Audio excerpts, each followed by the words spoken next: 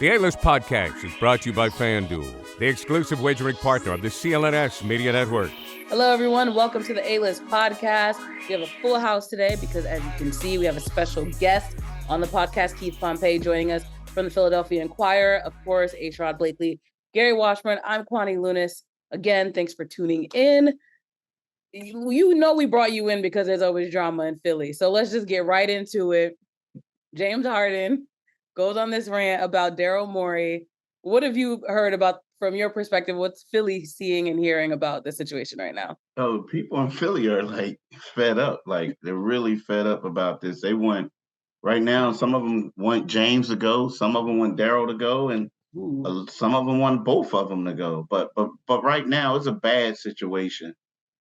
Because when you look at this in Philadelphia, this is the second player in 3 summers who requested a trade, and in both instances, the said player was supposed to be the co-star to Joel Embid, and they want out of here, right? So you look at this. This is a bad situation, but not only is a player saying it, it's James Harden who's saying it about Daryl Morey, and they were supposed to be tied to the hip. So it's a bad situation for them to be in, and I'm here to tell you that they could be in for a long one. Like, you thought the Ben Simmons stuff was bad. I think when you see a guy like James, who is going to be a Hall of Famer, has made his money, like, he could say, you know what, I'm done with this, and you're not going to put me in a corner and make me, like, beg to come back. I'm going to see how long it's going to take for y'all to trade me. Well, here's my thing, Keith. To your point, this is the second time in a very short period of time one of the co-stars has wanted out. But the star, Joel Embid, the MVP, I mean, what's his take on all this? And could he be going down that same path that James and Ben have gone down sometime in the near future? It could be out. Yeah. I mean, definitely. Like, a lot of people in Philadelphia are making a big deal out of it, and understandably so. What Joel did yesterday is he took his processing off of his Twitter handle that was in his bio, and he took his location, the Philly location off, right? That's a big deal. Yeah, that's a big deal. And especially, think about it.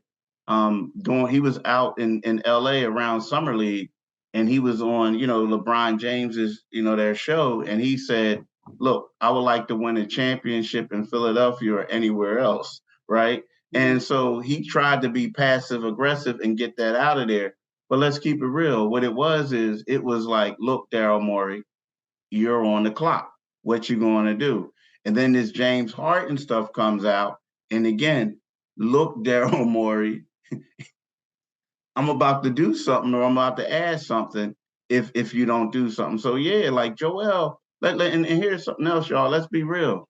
The worst kept secret is the New York Knicks have acquired all these draft picks to get Joel Embid.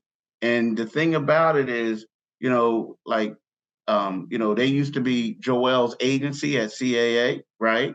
This and that. So it's one of those things where they are heavily invested in getting Joel, and it could happen. I'm telling you, if the Sixers mess this thing up, I can see Joel asking for a trade next summer. Well, what's James's problem? Like, James ain't never happy. Here we go again. James ain't never happy. Waiting.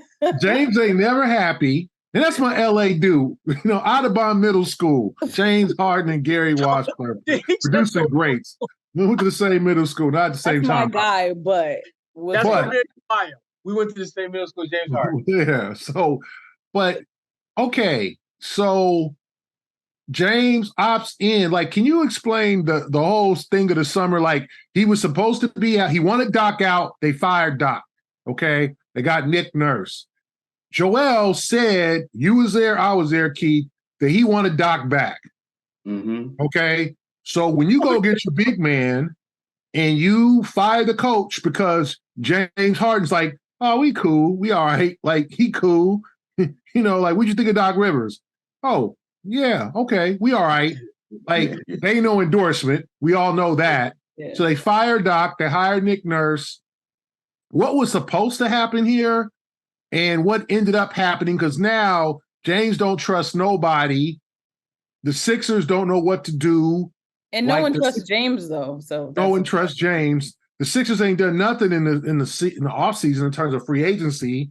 Like, they've been frozen. Like, it's sort of like Miami. Miami's waiting for Dame Lillard to figure out something how to get Dame Lillard. Philadelphia ain't adding no pieces for Embiid to be happier. Like, how did this all go wrong?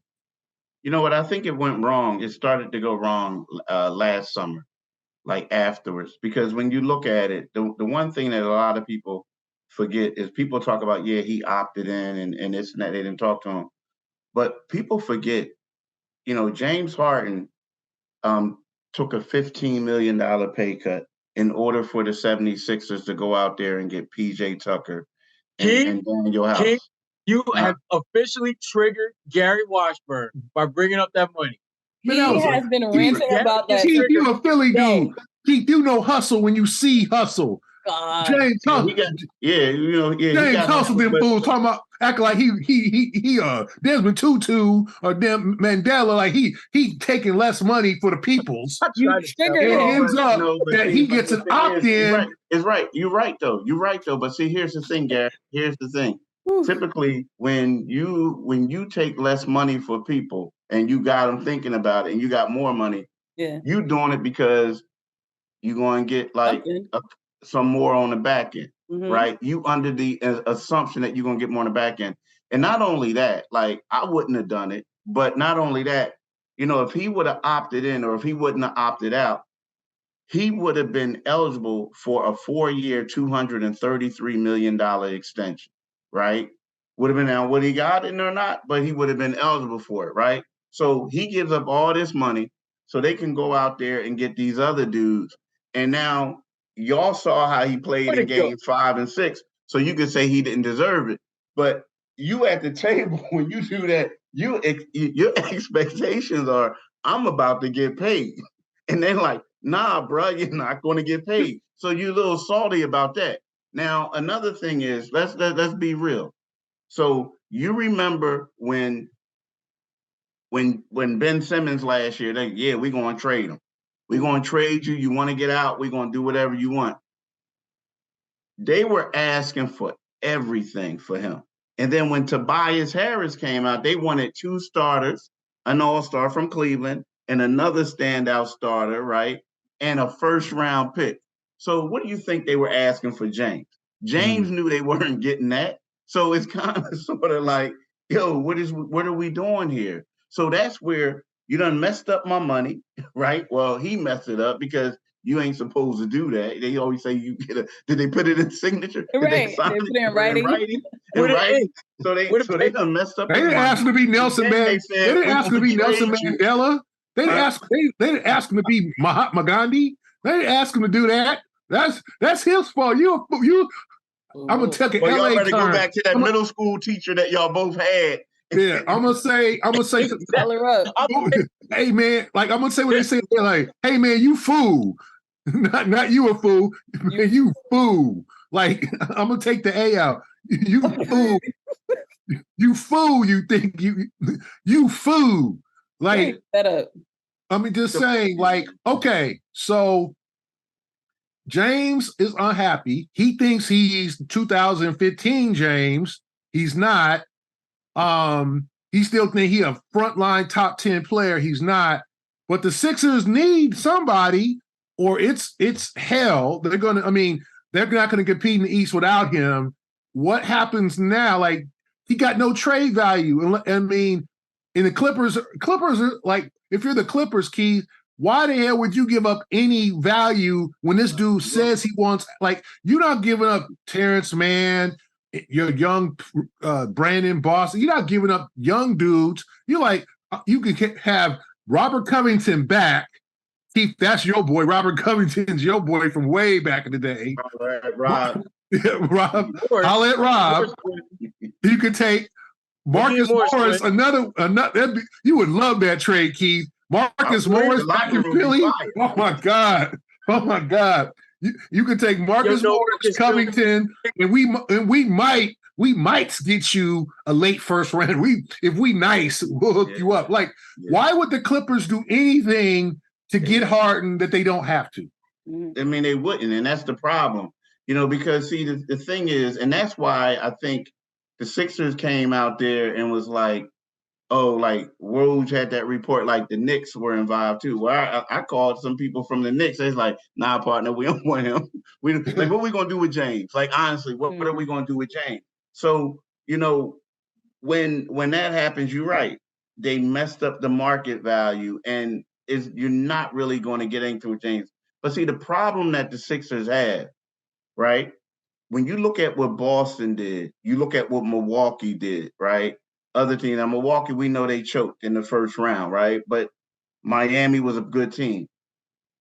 Boston and Milwaukee got better, you can argue. I mean, now I know like Marcus Smart left and he was the heart and soul, but you look at it, you can argue they got better. They got a better coaching staff, the whole nine. The Sixers, what they did, and y'all pointed to this, their best offseason move was signing the backup center, re-signing the backup center for $26 million. That was their biggest move. So when you look at James Harden, you say to yourself, he ain't going to get you out of the East with the way that roster is. But if you get rid of James Harden, you don't have a point guard at all. So you definitely ain't going to get out. You might not even get out of this first round without him. So the Sixers are in a tough spot, man. And but at the same time, the problems with James is teams are looking at James like James came out and said, I want basketball freedom. Well, it ain't really working out for you, bruh, when they giving you the ball like that. That's not working. Secondly, you making $35.6 million. So that means we got to give up some quality players to match that salary. And you got an expiring contract. You like the party, a whole lot of things. So it's kind of like a lot of teams don't really want that in their locker room. Now the Clippers could take it, they can handle it, but at the same time, we're not giving up everything for him. We're not going to do it. So the Sixers have a problem, man. And I think they're kind of like D if they do, D if they don't, because I think if they get rid of James and they don't get the right package, they're going to struggle. But with James, I don't see him beating the Celtics. I mean, they couldn't beat him with him, and I don't see them beating the Milwaukee Bucks. It's a bad spot. Bad spot. Football season is about to kick off, and FanDuel is giving you the chance to win all season long. Right now, when you bet on a Super Bowl winner, you can get bonus bets every time they win in the regular season. Just pick any team to win the Super Bowl, and you'll get bonus bets for every victory. I wonder how many people are going to bet on the Patriots. You can use your bonus bets on spreads, player props, over-unders, and more. So visit FanDuel.com/Boston and start earning bonus bets with America's #1 sports book. That's FanDuel.com/Boston. I want to go back to Go ahead. You dropped about Joel Embiid taking processing out of his bio, and then the fact that the motto had been for years, trust the process, trust the process. Clearly, the process was not trustable this year as well. The Celtics, unfortunately, swept them out of it. But what do you think is the new process for Philly right now? Like, how do they bounce back from every year they're in the news for the wrong reasons? How does Philly regroup and figure out a way to actually be relevant in the East at this point? I don't think they can. I mean, I think unfortunately, and I would hate for them to do this because then it was a waste of 10 years. But their best bet may be to blow this whole thing up. And you hate to see that, but you look at it, the longer this is going, Joel Embiid is in his prime, but he's injury prone and he's getting older, right? And he can't do it alone. But it's also, no matter who you get to play with, and I'm not taking a shot at him, but he's a tough player to play with because you got guys who the type of guys they want to be the man, but you can't be the man with him. You just can't. You have to be the co-star. So whereas the type of player they want to get, he ain't coming to Philadelphia. He's just not. He's just not going to. But you look at it, but I think they may just have to blow it up, man. They really do, because the culture is crazy. I mean, when y'all think about this, like we're talking about James Harden now. Like last summer, we were talking about them getting court tampering, right? The year before that, we were talking about Ben Simmons. A couple years before that, we were talking about how they traded their first round pick, and their first round pick became an all-star. And I ain't even talking about the Jayson Tatum and Markelle Fultz thing, right? Yeah. So it's like, then oh yeah, and what about this? The Twitter gate with Brian Colangelo. Right. So it's been like an ongoing circus, man. Like when y'all first met me, I didn't have all this gray hair. Look. You know what I mean? Like, oh, they owe you a sponsorship. Y'all. Yeah, I would have one if it grew. But look, but it's been crazy, man. Like, you know, it's been bad. I mean, and I know like in Boston they had some crazy stories, but when you think about everything that happened in Philly, it doesn't. I mean, you could write a book about this stuff. Yeah, yeah. You know, a man for the job. Yeah, and you should. I know, right? Here's the thing, Keith, that I think about. And you touched on it a little bit a while ago about culture, and other than the backup big man that they re-signed, probably the biggest addition was Nick Nurse. And I'm just curious, what the hell is Nick thinking right now? Because the team that I think Nick envisioned that he would be dealing with didn't have all this drama around it when he took the job. The James Harden stuff, I mean, and specifically James Harden, let's assume that they can't get a deal done, because I don't think they can. I just don't think it's going to be out there right away. What the hell is Nick going to do with that dude running his team? It's going to be crazy. I think that the best thing that could happen to Nick, unless I don't think James is going to come back excited, right, to be there. But the best thing that could happen to Nick is James just say, I'm staying home. I'll stay home until y'all trade me, because it's going to be real disruptive, right? Like he can't do anything with him. I mean, like it's one of those things where let's keep it real. If he's there and he's in there, you only going to lower his value more if you don't play him. So it's best thing for him to stay home, right? You know, but the thing is, you kind of like you feel bad for Nick until you realize he's making a millions and millions of dollars, like a lot of money. But at the same time, you think about it, on paper, like he thought, you got Joel Embiid, we're going to do some pretty good things, this and that. I can work with it, and we probably going to go to the Eastern Conference Finals. He said that was the goal. Now you look at it and like, bruh, you really turned down the Milwaukee Bucks job? Like you took your name out of the Bucks job to come here? Like, really? Like, you know, it just looks like a bad decision, man, by Nurse. It really does. Because especially if Joel leaves, then if Joel leaves next year, he in Toronto all over again. Worse. Yeah, worse, yeah. Wow.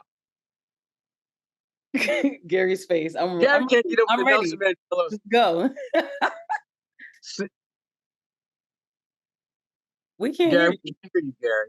We can't hear a word coming out your mouth, Gary. It's a sign. I'm kidding. We don't hear you though. My fault. There we go. What does keep that in there, editor? What did the Sixers think was going to happen with James? Like, isn't this kind of like a "we told you so"? Like, didn't people think that this wasn't going to end up well? Like, James is, like you said, Keith, James likes to party, right? He liked the club. He liked going where the ladies take the clothes off and all that. I right? killed you. But, he goes for the chicken wings, obviously. Yeah, the lemon pepper way. James ain't aging well, right? I mean, you look at KD, you look at his class around the guys around it. They grown men, they got kids and families. James is like, buck that. Like, I'm still 24. Like, I'm not, I ain't settling down. I ain't no kindler, gentler James Harden. I'm still putting in work, right? And y'all went to middle school together. Damn, yeah. No. But they go way back. What in the world did the Sixers think was going to happen by getting this dude in their system? I mean, it just seems like, and as much as you're right, Keith, he's going to the Hall of Fame. He's going to get his flowers eventually. He'll be known as one of the great scorers of this generation, one of the great players, left-handed players of this generation, one of the great, changed the face of the game. But because of his, I mean, now dudes can travel before they take three-point shots. Remember, I mean, him doing that little, Pink Panther, tiptoe stuff was not legal until he got there. Now everybody does it. Now they do it. James changed the game. He did. You can deny him. He didn't change it probably as much as Steph did, but damn it, James Harden changed the game for offensive players now to where he gets fouled, like all of that. He's going to get his flowers, but he's not a winner. I think we all know that. I think that's his tab. Like, he ain't won nothing. He's going to go out. What did Philly think was going to happen? Was he ever embraced by Philly fans? Like, your friends, the ones with the big long beards, the ones that have been Sixer fans since Doc got there in 1976. What do they think of James Harden, and what happens when he steps on the floor? Is he going to get booed, stuff thrown at him? Like, what's going to happen? Well, I'll start off with what people think about him. Yeah, he'll definitely get booed. James is different. Like, James isn't like the Philly guy. Like, you can go places, and we call it a Philly uniform. Like, unfortunately, we all look alike, we all dress alike, we all, stuff like that. Well, James doesn't do that. James wears y'all saw the outfits he had on in the playoffs. Yep. And that don't really go over well a lot of places in Philly. Like, dudes is like, nah, bro. Nah, like, nah, like, what I mean? The beard is cool because, so people in Philly don't really like that. But it's also one of those things where if you balling, then they like, oh, it's cool. It's cool. Yeah. That's my, let them do what he want. We don't care. But they saw them struggle and they don't really like him. So I expect them to get booed. Now, the thing is, not the funny part is everything you said is right. But the one thing I found out about the Sixers and Sixers fans and a whole nine, a lot of stuff is like marketing. They kill it. Like, everybody knew that. Everybody who knew basketball felt like that thing with Al Horford and them wasn't going to work out. Mm-hmm. Like, him and Embid ain't going to work, absolutely. Right? Yeah. But when you look at James, you say James lost a lot. But James Harden and Joel Embid, like, you know what I'm saying? So I think a lot of people got swept up in the fact that this guy was the man, but they were thinking about James Harden from a couple years ago, but they was also not realizing that this dude was taking all the shots and being a ball hog, and now he got to play with Embid. They didn't realize it wasn't going to work. But the last thing I'm going to say is, you look at it and you think, like, another thing, like, yo, he did an exit strategy to get out of two spots. But then you have Daryl Morey, and you saying he surely ain't going to do it to Daryl. Like, Daryl's his guy. You know what I mean? He's surely not going to do it to him. So I think you have all that going on. But you're right. It just wasn't a good fit. It just wasn't. And like, you know what? Give James credit. He led the league in assists this year. He was the 20 and 10, but at the same time, he didn't help them get past the second round, something they haven't done since 2001. Well, I just love James, just like an LA brother, said what he said about Daryl Morey, then repeated himself. That's like, what I said. Just hear him. No question. But those who didn't hear me, like, I mean, I ain't the biggest James Harden fan, but I love. He was just like, hold up, for those in the back, I'm gonna say this again. It was back in middle school. That's like an uncle. Fool, you heard what I say? You want me to say it again? Like As if we didn't hear you the first time. James was like, let me repeat myself. Like, he made a point. Like, he wanted to make a point. He made it. Mean, I hope there's a place for him. I do enjoy watching him play when he's on, but man, he is acting a fool in his last few years. I mean, like somebody was like, why don't they just trade him back to Brooklyn for Ben Simmons? Probably. Yeah, I saw that. So let me ask you this, Gary. What would your middle school principal say about all this? He's shaking his head. He ain't gonna take his name off the court or something like that. Gotta find that man. Oh my gosh. But that's all I got to say. Well, that is Keith Pompey, Sixers beat writer for the Philadelphia Inquirer. Make sure you follow him on the app formerly known as Twitter, Pompey on Sixers. Of course, the preseason, the Celtics will be playing the Sixers. So we'll always have you on the pod, but we appreciate you giving us some insight into probably the biggest story in the league right now. Yeah, unfortunately. Exactly. I had to come off a vacation, but it's all good. Well, hopefully you can go back. Thank you so much. Appreciate you, Keith. Thanks, Keith. Thanks for having me, y'all. Thanks for having me. These are your hiring goals, they say. They're very aggressive, but when everyone looks to you, you're calm. Why? Because you know you don't need a miracle, you need Indeed. Indeed is a hiring platform where you can attract, interview, and hire all in one place. Instead of spending hours on multiple job sites searching for candidates with the right skills, Indeed's a powerful hiring platform that can help you do it all. They streamline hiring with powerful tools that can help you find your matched candidates. With Instant Match, over 80% of employers get quality candidates whose resume on Indeed match their job description the moment they sponsor a job. Candidates you invite to apply are 3 times more likely to apply to your job than candidates who only see it in the search. Indeed does the hard work for you, and they show you candidates whose resume, once again, on Indeed, fit the job description immediately after you post so that you can hire faster. Even better, Indeed's the only job site where you only pay for applications that meet your must-have requirements. Indeed is an unbelievably powerful hiring platform, delivering 4 times more hires than all other job sites combined, according to CLNS in 2019.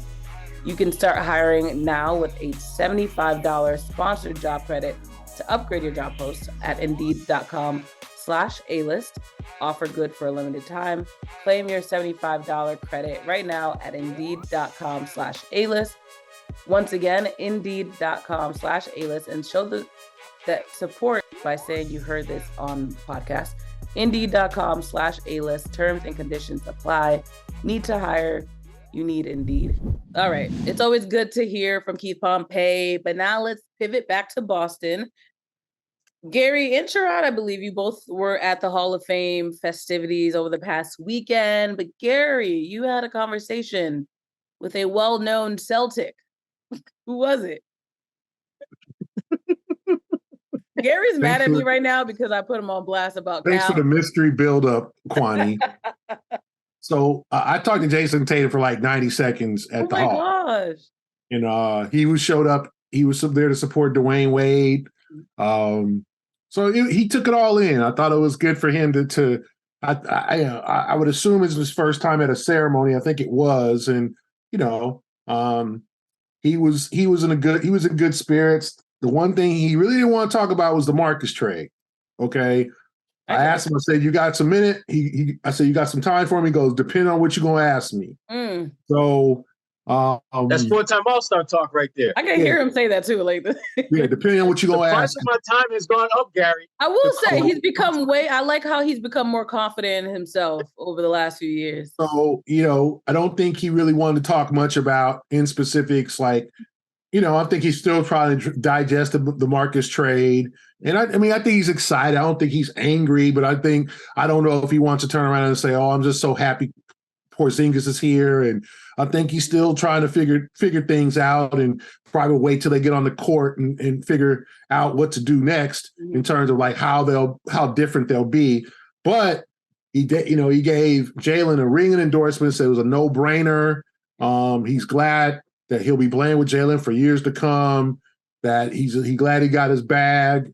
And so that was, I thought, an encouraging sign for Celtic fans. I'm not saying he was supposed to say, like, what the hell? Why'd they pay him all that money or anything? But just that he called it a no-brainer and he was fully supportive. And then, I asked him, well, are you thinking about next year when you get your bag? And he was like, no. I'm not thinking about next year at all, one day at a time. The right things. But he said he's excited about the season. He's looking forward to it. Obviously we got about 6 weeks before training camp starts. So he said, hey, I still got some time in my summer to enjoy my summer, but I'm looking forward to it. I'm always excited. And he said he'll be ready to go.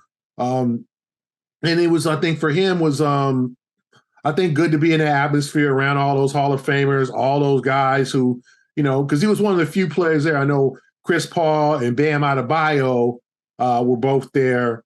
So those are the only other two current players that I saw. Now there might be one slip in or whatever, but it's good when I think current guys go and they take in everything and they just see what it's like.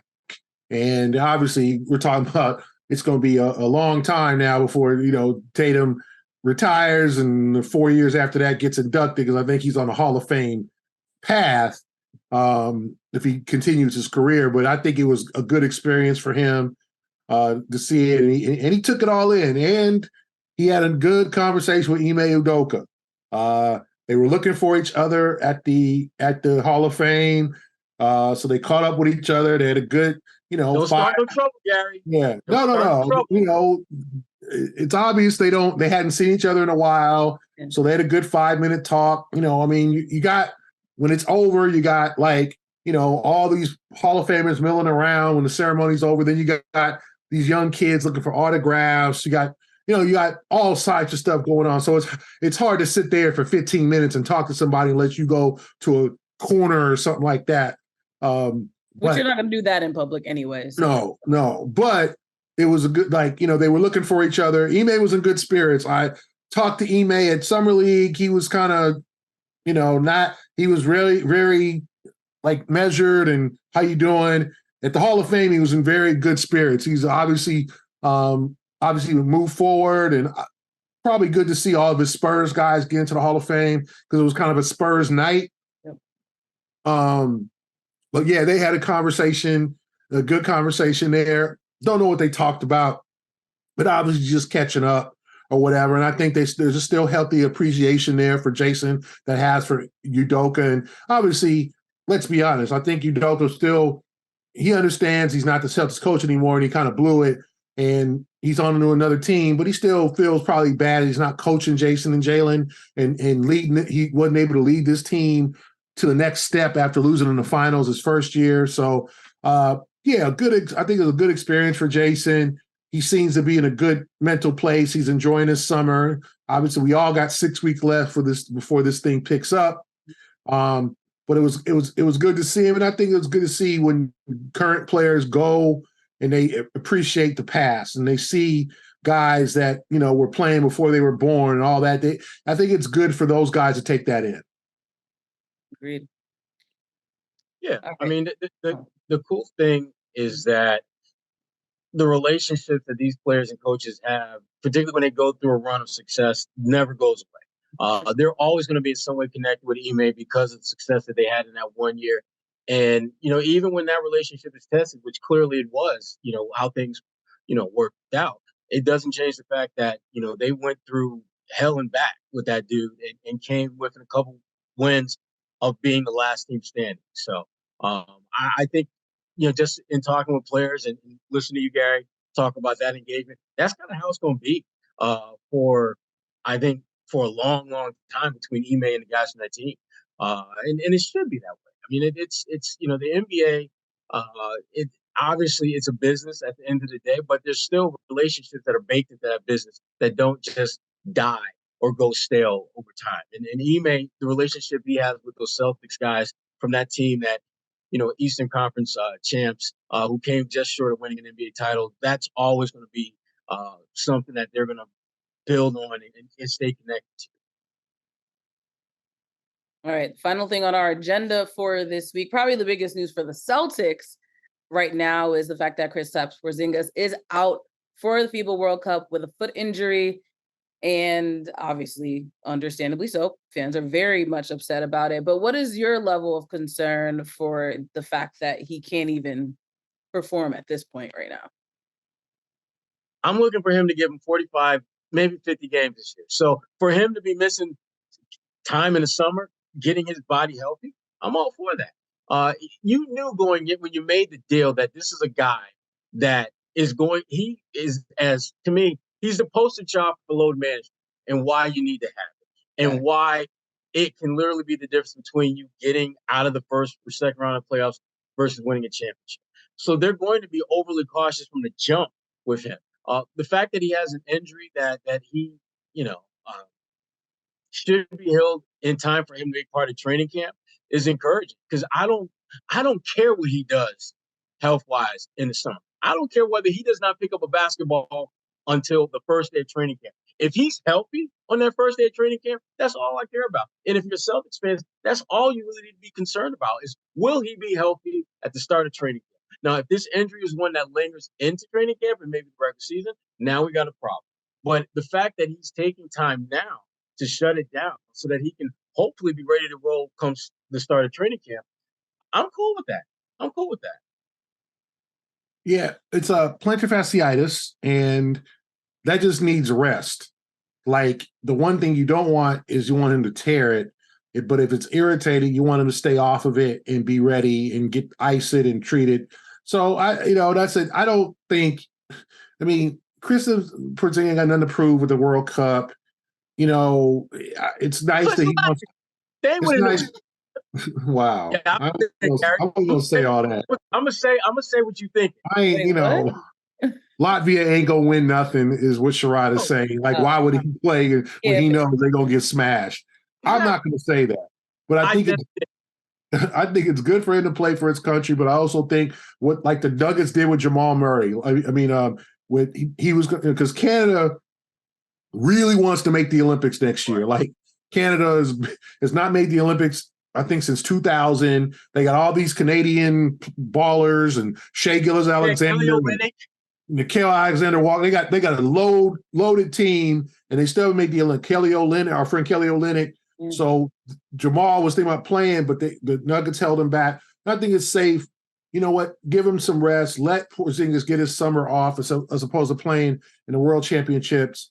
And then come on back to Boston, get your treatment, or whenever you come back to Boston, then you can start working out, ramping it up, September 25th or whatever, when training camp kind of kicks off and those guys start kind of practicing before camp. So I think it's a smart idea.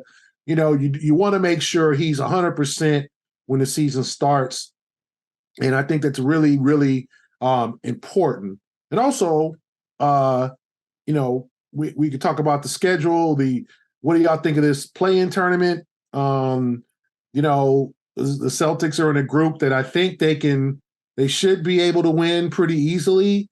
If you look at the team, Chicago, Orlando, Toronto, and the Nets, and then if they win that, they get to the semi or the quarterfinals, and then if they win that game, they get to Vegas for the semis and the finals. So we got a little sneak peek of their schedule. The schedule will come out on Thursday, the full 82 gamer. Some teams get 83, but what do you guys think of the play-in tournament? Is that something that intrigues you? Sherrod looks very excited right now. Sherrod was in love with it. Sherrod looks thrilled. He can't wait. Look, what do y'all think? Or is this Sherrod just like the Maui Classic as a Syracuse guy, or the Great Alaska Shootout, or the Battle of Atlantis? It's just a tournament that for Boston College. You're gonna forget about. It's worse for the NBA because in those tournaments, like if you go out and you're Duke or you're Syracuse or you're Cal, maybe if they have a team, whatever, and you go to one of these tournaments, you're going to be playing your best players. They're going to play. With this NBA tournament, I think we're ignoring the whole load management dynamic. Like, for example, the Celtics. Do I think Porzingis is going to play in each of these games? No. I think he'll miss some games. And I think when you start looking at the top teams in the NBA, they're not going to disrupt their load management protocol for this tournament. And because of that, it's not going to have the kind of sizzle that I think the NBA is looking for. And to me, if you really, really, really want to make it so that teams are more inclined to play their best players regardless of load management, you put something beyond money on the table. Put something like, the winner of the tournament gets home court advantage in the NBA Finals if they get there, or something that teams look like, be like, damn, if we had that, we're going to be let's ball out to get this thing, because if we can get that they can get like 5 extra wins or something. Yeah, just something that gives them oh damn, Kwani, she had to go there, didn't she? They fed up with me. That's such a Boston College would like to have 5 more wins. I get it. But just give the players some more incentive other than, hey, here's a little extra cheddar for you. I just don't think that's going to be enough to get teams to, again, shift their load management protocol in a way that will allow the best players on every team to suit up and play. No, I agree with you, Sherrod. And it feels like a force. I understand that this is something Silver's been wanting to implement for a while now, but as an NBA fan, like the 82-game season is already compelling enough. The playoffs are perfectly fine at this point. So why do you need to add more to their workload, especially when players are already, like we talk about load management, they're already going to abuse that when they can. So like you said, what's the incentive for them to play in another game that really doesn't make that much of an impact on their overall real goal, which is to win a championship at the end of the season? Gary, what do you think about it? I mean, I was against it, and I still think it's kind of a ridiculous idea in a sense, because this isn't soccer, this isn't European soccer. But I do think if you put some emphasis on bigger regular season games, I think the fans will get into it. If you do have, the Celtics playing the Lakers in a championship, or the Celtics playing the Nuggets or something, where you don't have teams that always play each other, you have kind of a interconference matchup in that championship game in Vegas. I do think that will get some buzz. I don't know what the NBA is trying to do with this. They're offering the players, the winners get $500,000, and obviously that's going to be more to Peyton Pritchard than it would be to Jayson Tatum, right? Yeah. So the players are going to, it's going to motivate maybe the lesser paid players, and it's going to motivate the players that want to make history, want to be the first to win it. Like I was watching last night the WNBA game between the Las Vegas Aces and the New York Liberty, and that was their Commissioner's Cup, the same thing, midseason tournament kind of thing. Because remember, folks, the fans, like, there's no tournament games. These are regular season games that are just tabby tournament games. So this isn't like they're not playing, 10 extra games or something, or games that don't mean much. But the championship game, which was last night, and I watched, in New York spanked them in Vegas, and it was a good game for the Liberty. It was competitive, but those are also two of the two best teams of WNBA. They're going to meet probably in the WNBA finals. So it was kind of like, well, we might as well, the Liberty, we want to send a message to y'all. Early. We want to beat you on your home floor. So, and if we got to win this Commissioner's Cup to do it, that's cool. So that was more like the rivalry. So, but it makes sense for the W too. The W is still growing. People are still trying to understand. No, I agree. What rivalries look like for the NBA. We don't need that. No, I agree. I'm not thrilled about it. Yeah. I mean, it's Vegas in December. When NFL is going on, it's on an NFL week. The Champions games are NFL weekend. Is that going to draw any attention? Are people going to still be watching NFL games on Sunday? It's a chance. And I don't know why Silver is gung-ho about this, but he is, and you knew it the moment he took over. He started talking about this, and everybody was like, man, why you talking crazy? And then now in the new CBA, and I said it gives some of the lesser players money, the guys who are making minimum, the Delano Bantons and those guys going to be playing their asses off of that $500,000, because if you're making $2 million or $3 million, 500,000, hey, that's a nice little chunk of change, right? As opposed to taxes for the year. As opposed to guys who are making, $42 million a year, and it's like 500,000. It's like, oh, okay, thanks. All right, thanks for this. Thanks for $5. Yeah.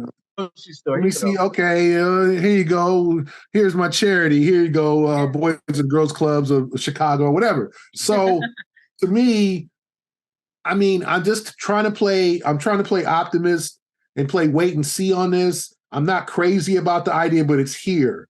Mm-hmm. So there's nothing they can do. And the Celtics, you know what? Does it catapult their season? Does it give them something to play for early? Does it, how does Missoula approach it? Because we all know Missoula likes to win. He's going to play his players 45 minutes, or like you said, Sherrod, are they going to be like, listen, Jayson and Jalen, if you want to, and Kristaps, if you want to take some time off, or we don't have to try to go for this. But remember, the 4 games to get there is regular season games. They're meaningless standing. So it's not like they're playing meaningless games. So, I'm trying to be optimistic about it. I don't really like the whole European soccer thing.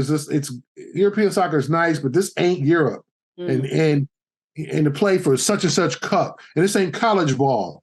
Where you're playing for the Maui Invitational or whatever. Like, that's great to say that, but these are pros. These dudes are smarter than that.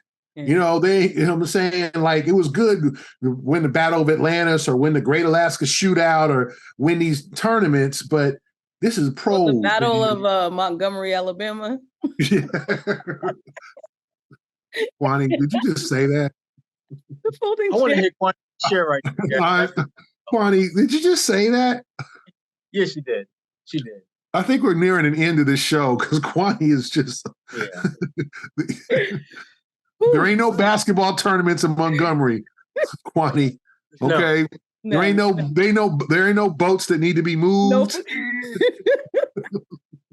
No chairs that need no folding chairs that need to be used. There's no dude named Scuba Gooding Jr. swimming over. Aquaman. No Aquaman. Aquaman. Terrence Howard's Aquaman. Oh my God! There was Michael B. Jordan Phelps or something. Like they had Michael B. Jordan Phelps. I'm sorry. I think Kwani would have that. You left me. Michael B. Jordan Phelps. I can't. Anyway, like we'll see what I'm trying. Like some of the ideas have been good, but this whole pushing this tournament, I don't know. We'll see. Maybe in December when there's, it'll be exciting, and when the 2 teams get to Vegas. And I said, if it's a 2 teams that don't play each other often, Denver and the Celtics, or Milwaukee and the Lakers, where it's like 2 teams you don't see very often, I think that's a good thing. And maybe it will be the championship game will be cause some hype and have some excitement. There you have it. We'll see, Adam Silver. We'll see how your plan plays out. Any last words before we close out? Nah. I just hope that Cal finds a home. Cal Burke. I hope so too. Hopefully, Cal, you're in our ACC. But it ain't gonna be in the ACC. We good. Thanks. Hey, let us in. Austin he's knocking on the door. If you got a conference open for Cal, please give me a call, give me an email. Let us in. We need to play for 2024. Call your senators and the president of the United States. If you did not know, the Pac-12 is gone. 8 teams that left the 12-team conference. So our Cal Bears need a place to play. We need a place to play. It's not the PCC. It's the ACC. All right, y'all need to figure it out. We need a place. We need a place to play. So let us give us a shout if we got any ideas of where we could play next year, or where we could go, and serious answers only. I know where some of us think you want us to go, but we're not going there. Quack and the MEAC don't want you. So exactly. Quack, MEAC, none of them. Maybe Southland Conference take. Maybe, or maybe the WAC. That would be appropriate. You should be in a WAC. Cal should be in a WAC conference. Absolutely. Anyway, that's all I got. Until next week, hopefully Cal will have a conference by then. For Sherrod Blakely and Gary Washburn, I'm Kwani A. Lunis. This is the A-List Podcast. Thank you for listening. Sign up at FanDuel.com/Boston and make every moment more on America's #1 sportsbook.